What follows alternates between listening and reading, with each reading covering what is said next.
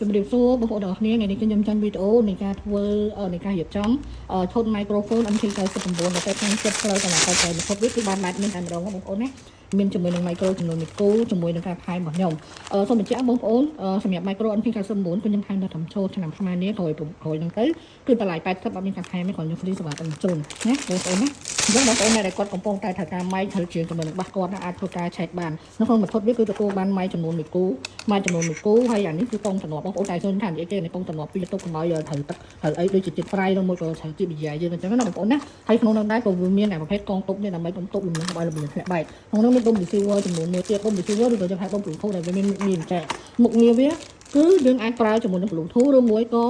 ដល់ក្បាល6លីងវាមានក្បាលចំនួន2ទៀតនេះបងប្អូនណាអានេះក្បាល6លីងក្បាល3លីងកន្លះនេះក្បាល6លីងនេះ6លីងចេះ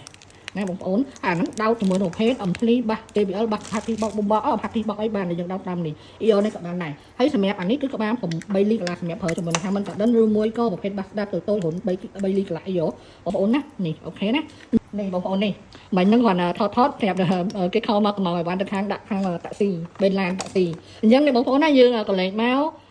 មើលលើតួម៉ៃរបស់យើងវិញនេះអញ្ចឹងនេះបងប្អូនណាអានេះគេហៅថា Eco អានេះ volume នេះអូខេ volume យើងដាក់ទៅដំបងតែញោម10សិនអញ្ចឹងណាហើយ echo នេះយើងអាចបើករហូតដល់15 volume នេះក៏15សំឡេងដែរអញ្ចឹងវាបញ្ជាក់ថាវាស្រូបបានខ្លាំងដែរ echo វាក៏ខ្លាំងដែរនេះសំឡេង triple ស្រួលសំឡេងបាសកលួរអញ្ចឹងបងប្អូនអាចដាក់បានដាក់ទៅតាមសំឡេងដែលបងចង់តែបើតាម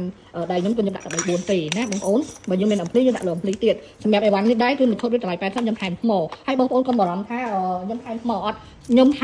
នឹងថែមគ្រប់ដែលបានខ្ញុំនៅ stock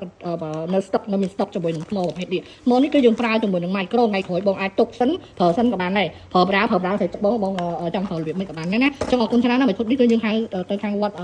រុនមតីនៅខាងកប់ស្រូវហើយចំពោះការថែមខ្ញុំសូមបញ្ជាក់ខ្ញុំថែមមកត្រឹមចូលឆ្នាំខ្មែរក្រោយមកអត់មានថែមទៀតទេព្រោះចូលដើមវិញឡើយចឹងអរគុណច្រើនណាស់បងប្អូនណាអញ្ចឹងនេះទៀតខ្ញុំនឹងរៀបអីវ៉ាន់មួយឈុតទៀតទៅខាងបេនឡាននេះអរគុណ